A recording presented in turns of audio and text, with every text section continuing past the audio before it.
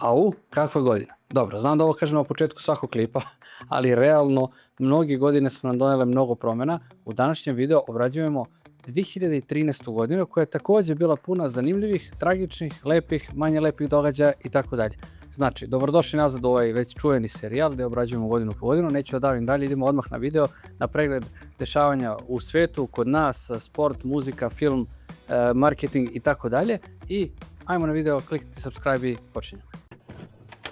Naravno, kao i uvek, počinjemo sa dešavanjima kod nas, gdje obuhvatamo Srbiju i malo region, zavisi kako nam se zvala država u tom trenutku. 16. januara 2013. godine Zoran Milanović je posjetio Beograd i to je bila značajna posjeta, vidjet ćete posle i zašto.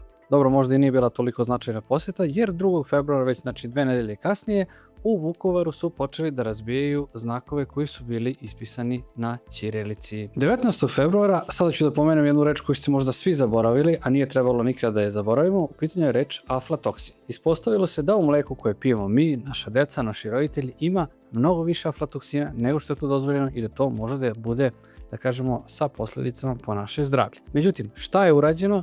Granica je sad 0,05 podignuta na 0,5 i aflatoksin više nije bio problem. Tako mi rešavamo većinu problema kod nas. Opet sad sa Hrvatima malo, 22. marta izgubili smo od Hrvatske u fudbalu 2:0 u kvalifikacijama za svetsko prvenstvo, a znate da od 2010. do 2018. nismo bili na mundijalima, odnosno preskočili smo taj mundijal u Brazilu. 19. aprila potpisan je sada već čuveni Briselski sporazum. 22. aprila Sinod pravoslavne crkve je usvojio Kačavendinu ostavku. Nisam znao da to tako funkcioniše, samo daš ostavku i to je to. 29. aprila prvi potpredsjednik vlade Aleksandar Vučić, a tada je bilo interesantno da je najmoćniji čovjek u državi nije bio ni predsjednik ni premijer, nego prvi potpredsjednik vlade, posjetio je Hrvatsku i njihovog predsjednika Josipovića s kojim je pričao o evrointegracijama i bilateralnim odnosima između dve zemlje. 24. juna dogodila se situacija koja spada u one ovo samo kod nas može da se desi. Poništena je mala matura zato što je procurio, odnosno što bi današnje generacije rekle, likovao je test iz matematike. Znači, sve je poništeno, bilo je posle skandala i to zanimljiva priča, ali nemamo vremena za to u ovom videu. 1. jula Hrvatska je postala punopravni član Evropske unije, što im se donekle za neke stvari i obilo u glavu jer je velika količina mladog stanovništva otišla u zemlje Evropske unije. 18. jula iste godine sin Željka Mitrovića je pregazio i usmrtio mladu Andreju Bojanić. 1. avgusta lansirana je Air Srbija kao nova aviokompanija, ali pod okriljem Etihad Airwaysa. Prvi let imala je kasnije te godine, odnosno 26. oktobra, letelo se naravno za Abu Dhabi. Istog dana postali smo prvaci Evrope u fudbalu, ali naravno do 19 godina. 25. avgusta Vučić je postao predsjednik Komiteta za saradnju sa Emiratima, a za njegovog zamjenika izabran je Mlađan Dinkić. 2013. godine se dosta potpisivalo, pa je tako 1. septembra 2013. godine potpisan sporazum o stabilizaciji i pridruživanju između Srbije i Evropske unije i dalje se pridružujemo. 10. novembra posmrtni ostaci Milunke Savić su preneseni u Aleju Velikana 40 godina nakon njene smrti. 24. novembra počeli su radovi na izgradnji gasovoda Južni tok u Srbiji kod mesta Šajkaši. Za kraj vesti kod nas, 1. decembra 2013. na snagu je stupila zabrana zapošljavanja u javnom sektoru i svi oni koji su čekali godinama preko veze da se zaposle su morali da sačekaju još malo, ali ne dugo.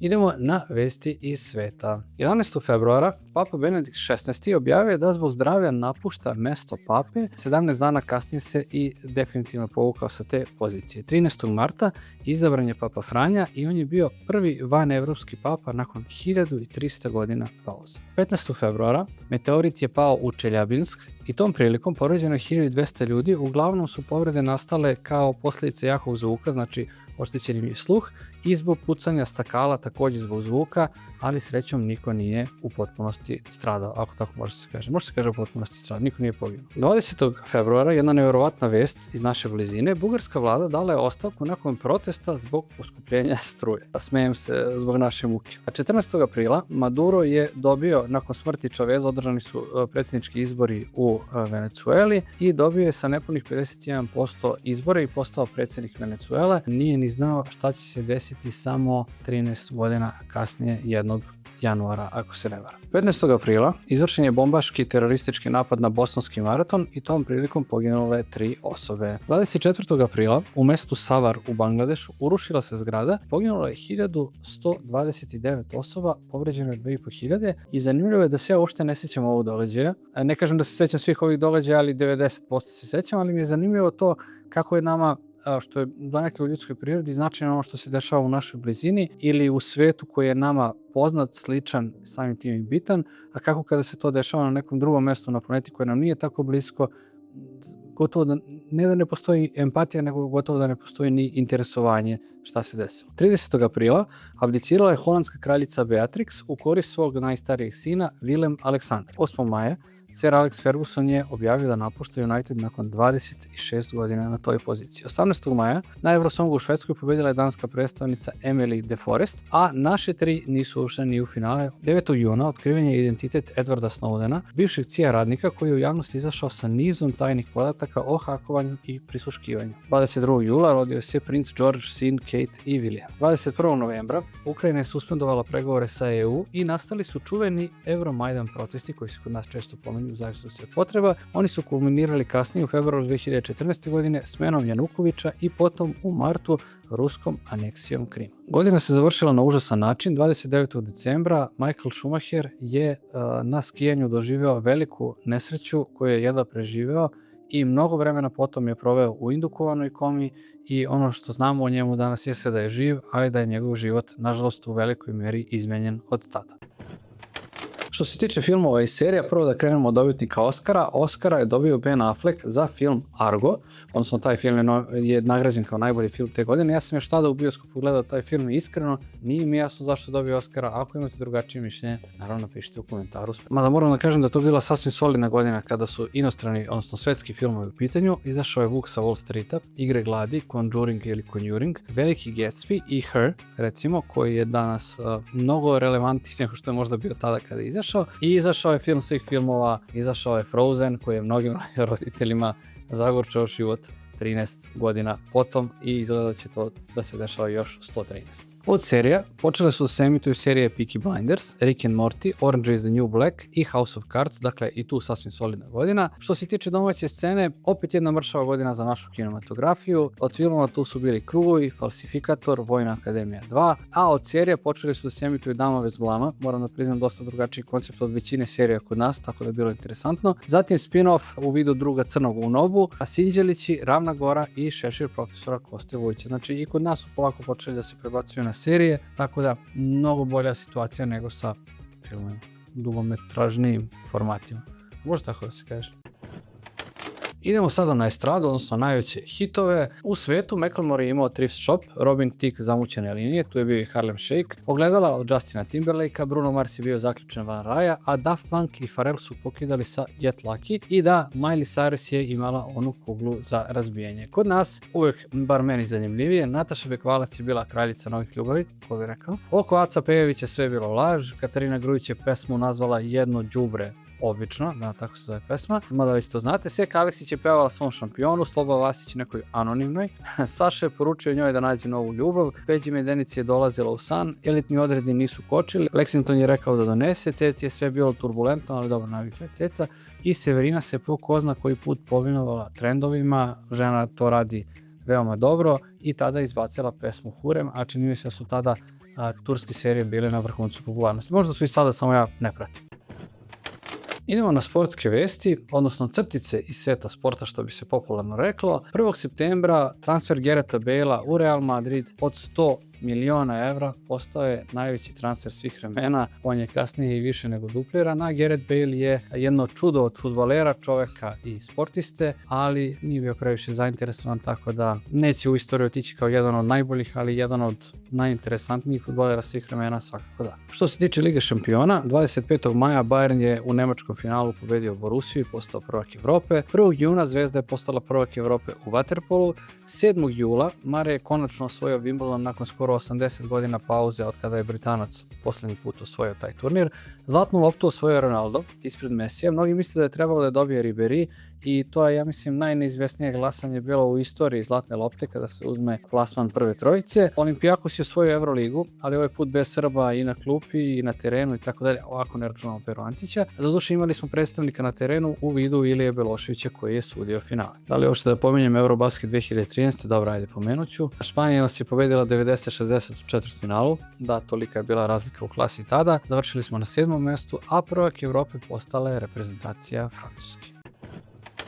Idemo sada na želje, čestitke, pozdrave i naravno umrlice. Kao što sam pomenuo, rodila se jedna javna ličnost za sada, a to je princ George. Ajde sad da vidimo ko je umar. 8. februara 2013. preminuo je čuveni glumac i velikan našeg glumišta Josif Tatić. 13. februara preminuo je Mića Orlović, novinar, voditelj, a mnogima poznati po tome što je reklamirao Prizma iz Kragujevca, to uvijek moram da pomenem. 5. marta, kao što sam već pomenuo, preminuo je Hugo Chavez nakon kraće i teže bolesti, nakon čega su organizovani novi izbori u Venecueli. 8. aprila preminula je čuvena čelična lady Margaret Thatcher. 19. juna umro je Tony Soprano, poznat još i kao James Gandolfini, od srčanog udara u Rimu. Iskreno, ok, smrt prerano, ali jedan dan kad budem baš star, volio bi da umrem u Rimu. Zatim 3. oktobra preminuo je Sergej Belov, čuveni košarkaš iz doba Sovjetskog saveza. Zatim 20. oktobra preminula je Jovanka Broz i sa sobom odnela ko zna kakve tajne. 28. oktobra preminuo je Aleksandar Tijanić, novinar i u tom trenutku direktor RTS-a. 30. novembra u saobraćajnoj nesreći tragično je nastradao Paul Walker, čovjek koji se proslavio baš u filmovima koji su se ticali automobilizma, svi znate na šta mislim. 5. decembra preminuo je Nelson Mandela. Ja na kanalu imam jedan od mojih omiljenih klipova, je klip o Mandela efektu. Okačit ću ga u opisu, pogledajte ga, zato što su ljudi godinama pre toga zapravo mislili da je Mandela već umro. Zanimljiv koncept, pogledajte. 19. decembra preminula je Ružica Sokić, a 23. decembra preminuo je Mihail Kalašnjikov, čovjek koji je izmislio dinamit. Šalim se, naravno izmislio Kalašnjikov. Idemo na svet video igara, mada sam odlučio da ovdje malo ubacim neke tehnološke novosti. 15. novembra Sony je lansirao PlayStation 4, 7 dana kasnije, 22. novembra, Xbox je lansirao Xbox One. 17. septembra izašao je GTA 5 i za prvo 3 dana je zaradio $1 milijardu. GTA 6 još uvijek čekamo, evo 13 godina kasnije. Navodno je ovo godina kada će se to konačno i desiti. A zatim pojavilo se remek delo u vidu igrice The Last of Us, pojavio se novi Tomb Raider, FIFA 14, Dota 2 i Super Mario 3D. Pre neki dan sam gledao drugi deo Super Mario filma i mogu vam reći da je to jedna od boljih adaptacija igrice za film, odnosno za bioskopski spektakl, tako da ako niste, pogledajte Marija i prvi i drugi deo. Što se tiče tehnoloških inovacija i važnih novosti, 24. januara lansiran je Vine, čuvena društvena mreža gde ste mogli da kačite klipove u trajanju do 6 sekundi. Bilo je zaista interesantno dok je postojalo, ali očigledno nije bilo profitabilno. 2. februara YouTuber Filthy Frank pokrenuo je Harlem Shake trend, svi se toga sećamo, ako ste imali par 3 godine sećate se sigurno. A 7. novembra Twitter je izašao na berzu i postao javna kompanija, a 19. novembra selfie je proglašena za reč godine u svetu. Idemo na automobilizam. Za auto godine 2013. i u Evropi i u svetu proglašen je Golf 7. Izgleda da su Bosanci tu lobirali. Što se tiče ostalih automobila koji su obeležili godinu, to je bio električni BMW i3, zatim Alfa Romeo 4C, Jaguar F-Type, a Ferrari LaFerrari, McLaren P1 i Porsche 918 Spider predstavljeni su kao svetotrojstvo i kao 3 nova hibridna hiper automobila koji su pomerili granice automobilizma. Što se tiče upečatljivih reklama, znam da sam već kačio reklamu za Snickers, ali moram još jednom, ovaj put u glavnoj ulozi je sada 92-godišnja, tada 79-godišnja Joan Collins. Okay, which one of you losers nicked my deodorant? Who want to smell like you? You would smell like you. Dan, eat a Snickers. Why? Because you turn into a right diva when you're hungry. Better? Better. Kad si gladan, nisi sav svoj. I za kraj, pošto je ovo moj klip, šta sam ja radio 2013. godine, pa ovdje negdje ćete vidjeti sliku, ovako, tu. A 2013. godine ja sam imao svoj prvi amaterski stand-up nastup i znam da sam obećao da ću da ga objavim ovdje kada budem došao do 100.000 subscribera, ali ćemo to da pomerimo na 200.000. Iz nekoliko razloga to pomeramo, objasnit ću vam zašto. A ja sam za 100.000 subscribera, iako smo sada već dosta prešišali tu cifru, odlučio da napravim jedan specijal koji će imati 5 epizoda, tako da između ostalog i zbog toga pomeram ovo, jer želim da sprovedem u delu tih 5 epizoda koje sam smislio za 100.000. To bi bilo to, nadam se da ste uživali u pregledu. U komentarima napišite šta ste vi radili i ako sam nešto zaboravili, šta je možda za vas bio najjači utisak 2013. godine. Ja samo da pogledam koja godina ide, samo čas, koja godina ide posle 2013. posle 2013. i 2014. godine. Tako da sad sam provjerio i očekujte to za nekoliko nedelja. Hvala što ste gledali i ćao.